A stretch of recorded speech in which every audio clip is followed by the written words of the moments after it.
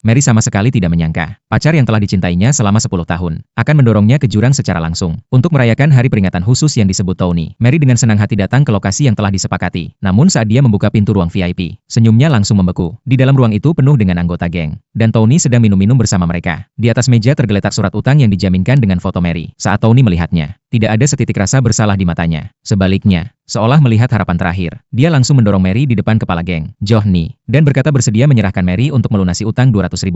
Mary sangat terkejut, maknanya jelas. Dia menegur Tony mengapa menipunya datang ke sini. Tony berkata, selama Mary bersama Johnny, utangnya akan dihapus. Mary hampir tidak percaya, pria yang bisa menjual dirinya demi uang, adalah cinta pertamanya yang dicintainya sejak kuliah. Dan demi Tony, sebagai putri seorang konglomerat, dia rela memutus hubungan dengan keluarganya, dan tinggal bersamanya di rumah kontrakan sederhana. Selama 10 tahun, semua tabungannya diberikan kepada Tony. Dia bahkan tidak berani membeli pakaian baru. Dia masih naif berpikir Tony berjuang demi masa depan mereka. Namun kenyataan yang kejam membuat Mary sulit menerima. Dia tidak menyangka semua pengorbanannya berakhir dengan dijadikan barang yang bisa diperjualbelikan. Saat itu Tony meminta Mary sekali lagi membantunya. Namun Mary sudah benar-benar putus asa. Tiba-tiba terdengar suara di kepala Mary. Suara itu berasal dari Jarvis. Dia adalah karakter yang seharusnya hanya ada dalam game virtual. Mary sendiri menciptakan karakter itu dengan citra paling sempurna dalam hatinya. Setiap kali merasa kesepian, dia masuk ke game untuk berbicara dengan Jarvis. Namun beberapa hari lalu, isi game itu menjadi kenyataan. Jarvis muncul di dunia nyata di perusahaannya. Dan Jarvis tidak hanya memiliki wajah dan sifat persis seperti dalam game. Dia juga mengetahui segalanya tentang Mary. Bahkan berkata mereka sudah saling mengenal 10 tahun lalu. Mary terkejut dengan situasi aneh ini. Dia memperingatkan pria yang keluar dari game itu agar jangan sembarangan. Namun tak bisa menahan diri. Karena perhatian dan kelembutan Jarvis sangat nyata. Dia berusaha meyakinkan dirinya sendiri bahwa Tony adalah cinta sejatinya selama 10 tahun. Dan Jarvis hanyalah ilusi yang seharusnya tidak muncul. Namun kini ilusi itu hancur. Realitas memberikan pukulan paling kejam. Johnny menatap Mary dengan jahat. Tony dan kaki tangannya menahan tubuh Mary, memaksanya minum alkohol. Dalam keputusasaan, Mary teringat ponsel yang dipaksakan Jarvis berikan padanya. Dia menggunakan sisa tenaga terakhirnya untuk menelpon nomor itu. Saat panggilan tersambung, pintu ruang VIP terdorong terbuka dengan keras. Jarvis muncul di belakangnya, diikuti sekelompok pengawal berseragam hitam. Johnny yang sebelumnya sombong, mendadak ketakutan dan berlutut saat melihat kedatangan itu. Jarvis tidak menoleh kepadanya, langsung mendekati Mary yang meringkuk di sudut. Dia melepas jasnya dan dengan lembut memeluk Mary, lalu mengambil kotak perhiasan dari saku. Di dalamnya ada kalung berlian yang mempesona. Bagaimana kamu tahu hari ini ulang tahunku? Mary sangat terkejut, karena hari itu memang hari ulang tahunnya. Hari yang hampir dia lupakan sendiri. Melihat pria yang bisa menuntaskan semua masalah dengan mudah di hadapannya, Mary dipenuhi kebingungan dan rasa takut yang aneh. Dia penasaran dengan identitas sebenarnya Jarvis. Mengapa bahkan gangster seperti Johnny takut padanya? Dan apa maksud dari ucapan, sudah saling mengenal 10 tahun lalu? Berapa banyak rahasia yang tersembunyi di balik pria yang keluar dari game ini? Mary khawatir. Setelah baru saja lolos dari pria yang kejam, dia akan jatuh ke dalam perangkap yang lebih besar lagi.